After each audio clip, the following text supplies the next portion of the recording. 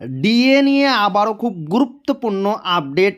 DA বেড়ে গেল, সুখবর শোনালো তেলেঙ্গানা সরকার। তো ভিডিওটি 1 সেকেন্ডের জন্য স্কিপ করবেন না, পুরোটা দেখবেন। চ্যানেলে নতুন হয়ে থাকলে অবশ্যই চ্যানেলটিকে সাবস্ক্রাইব করবেন এবং আমাদের পাশে থাকবেন। তো ভিডিওটি শুরু করা যাক।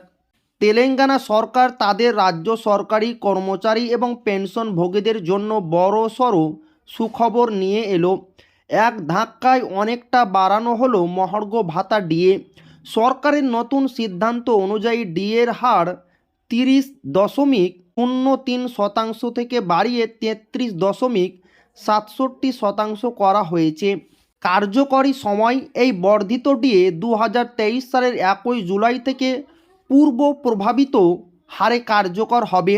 বিশেষ সুবিধা, এআইসিটিআই এবং ইউজিসি পে স্কেলের আওতাভুক্তা কর্মীদের ডিএ 42% থেকে বাড়িয়ে 46% করা হয়েছে। বেতন ও এরিয়ার কর্মীরা বর্ধিত এই ডিএ 2026 সালের জানুয়ারির বেতনের সাথে ফেব্রুয়ারি মাসে হাতে পাবেন। রাজস্বের উপর প্রভাব, এই বেতন বৃদ্ধির ফলে তেলেঙ্গানা রাজ্য সরকারের কোষাগার থেকে প্রতি মাসে অতিরিক্ত 227 কোটি টাকা ব্যয় হবে।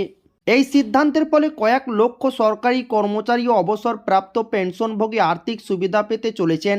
এই উৎসবের মরশুম না হলেও সরকারের এই ঘোষণা রাজ্য প্রশাসনের অন্দরে খুশির হাওয়া বইয়ে দিয়েছে। তো আজকের ভিডিও এই পর্যন্ত, আবারও দেখা হবে ডিএ রিলেটেড খুব গুরুত্বপূর্ণ ভিডিওতে।